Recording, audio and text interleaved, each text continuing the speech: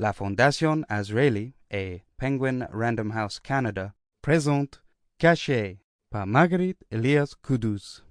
La préface est écrite par Naomi Azrieli et l'introduction est écrite par Naomi Azrieli et Elizabeth Lassaret. La préface et l'introduction sont lues par Naomi Azrieli. Le texte principal est lu pour vous par l'auteur Marguerite Kudus. L'image de couverture a été conçue par Mark Goldstein et illustrée par Marguerite Kudus.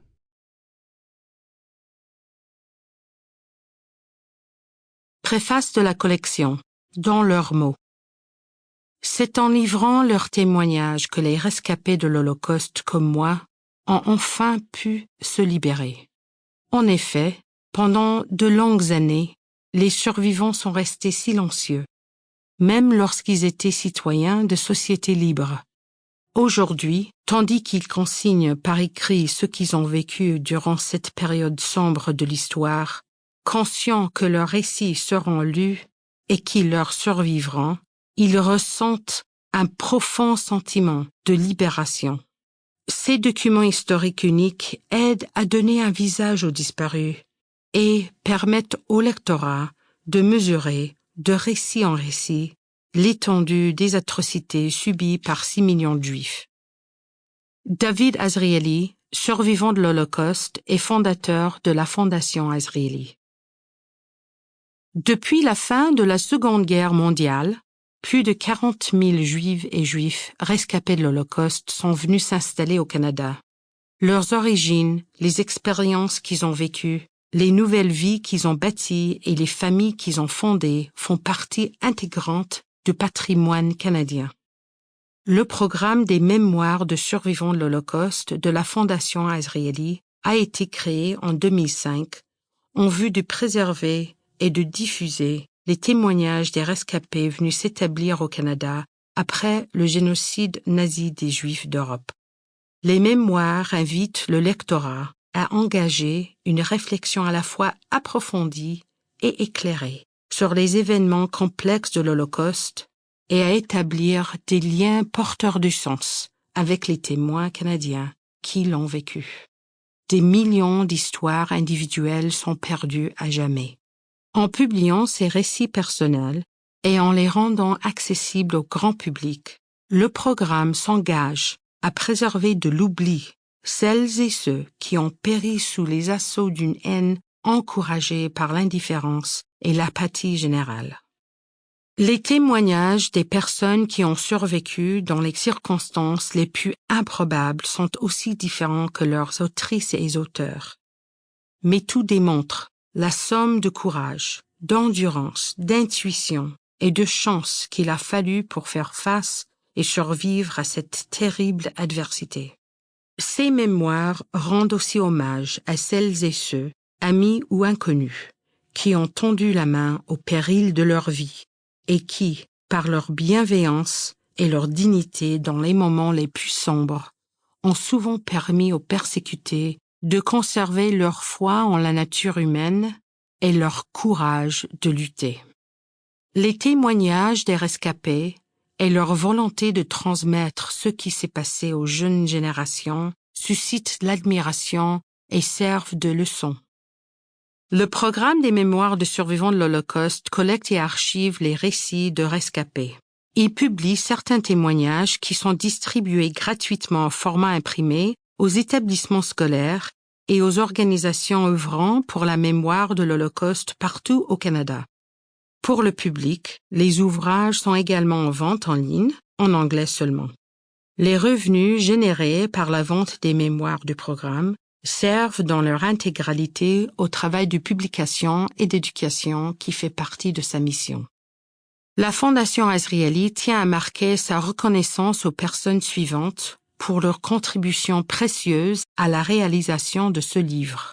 François Blanc, Jean-Philippe Bourriette, Mark Duffus, Miracle Inc., Tamara Feder, Andrea Knight, Elisabeth Lasserre, Abdul Kudus, Michael Kudus et Susan Reutemann. Introduction. Pour sortir de l'ombre. Marguerite Elias-Kudus nous raconte l'histoire que les livres d'histoire ne nous racontent pas. La tourmente de la guerre vécue par une très jeune enfant qui n'a que superficiellement conscience du contexte historique. La petite Marguerite nous fait entrer dans son monde, dans sa vie heureuse entourée de sa famille. Les dessins et les descriptions se relaient pour évoquer tout un univers évolu. La vie quotidienne d'une famille d'immigrants juifs à Paris à l'aube de la Seconde Guerre mondiale. Déjà toute jeune, la fillette connaît l'antisémitisme à travers les remarques désobligeantes que le propriétaire n'hésite pas à faire à son père. Mais dans l'ensemble, sa vie à Paris s'écoule paisiblement jusqu'à ce que la guerre et l'occupation fassent basculer la vie de Marguerite et de sa famille dans la peur. L'auteur a pris le parti de dresser le portrait de la petite fille qu'elle était, avec ses joies et ses peines, sa façon de penser et ses valeurs d'enfant. C'est d'ailleurs le souhait qu'elle forme, que d'être lue et comprise par les enfants dont elle aime la compagnie et avec qui elle s'est nouée de très bons rapports. Pourtant, le passage de souvenir au texte écrit ne s'est pas effectué spontanément chez l'auteur. Il a fallu un événement marquant pour qu'elle arrive à se confronter aux images de son passé. Cet événement a été l'annonce de la démolition de 99 rue de Charonne, la maison de son enfance d'avant la guerre. Lorsque Marguerite s'est rendue sur les lieux avant que les travaux ne commencent, des images ont ressurgi dans sa tête et l'ont ramenée aux années noires de la guerre. Elle a voulu écrire ce qui lui revenait, mais elle n'y parvenait pas. C'est son fils, Michael, qui lui a suggéré de dessiner le souvenir le plus douloureux. Grâce à son talent artistique, elle a commencé avec difficulté à dessiner la scène des adieux à son père, au moment où il a été emporté par la première rafle du 11e arrondissement où ils habitaient.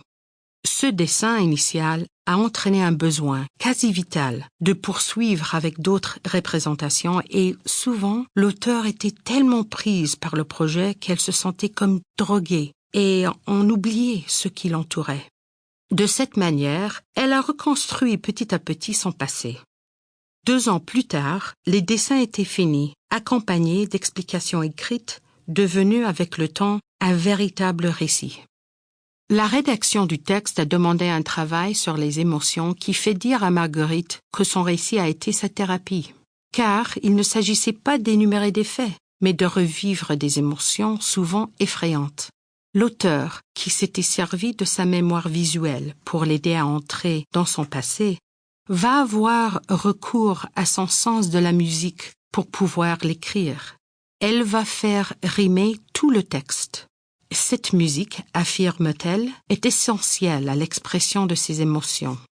Cependant, la rime oblige à des choix de vocabulaire et de structure syntaxique motivés par les recherches sonores, plus que par la clarté. Pour alléger la lecture et pour pouvoir se faire lire par un grand public, le texte a été modifié et la rime atténuée dans notre édition. Mais les grandes caractéristiques du style de l'auteur demeurent inchangées. Rythme lapidaire des phrases courtes, langue orale des dialogues, domination du ton présent. Marguerite a délibérément voulu recréer un langage simple, voire enfantin, pour donner la parole à l'enfant qu'elle a été, qui, précisément, ne pouvait s'exprimer. De ce fait, l'histoire peut être lue par des jeunes lecteurs et être aussi prenante et riche pour eux que pour des adultes. Par exemple, adultes et enfants peuvent comprendre l'attrait magique qu'exerce le téléphone bleu sur la fillette. C'est un jouet qui lui a été offert après l'arrestation de son père. Il lui permettra de conjurer son absence et, par la suite, de supporter les brimades dont la famille va être l'objet. Ce téléphone symbolise merveilleusement sa liberté reconquise. Elle peut téléphoner à qui elle veut, quand elle le veut et où elle le veut. Il lui offre l'espoir de pouvoir rejoindre, par un simple coup de fil fictif, ce monde d'avant la guerre. Espoir qui lui permet de passer à travers des moments très douloureux. Outre le téléphone bleu qui restera à Paris, un autre jouet fétiche aidera la jeune Marguerite et l'accompagnera dans la clandestinité. son baigneur, offert par son père lorsqu'il était revenu de l'armée. Sample complete. Ready to continue?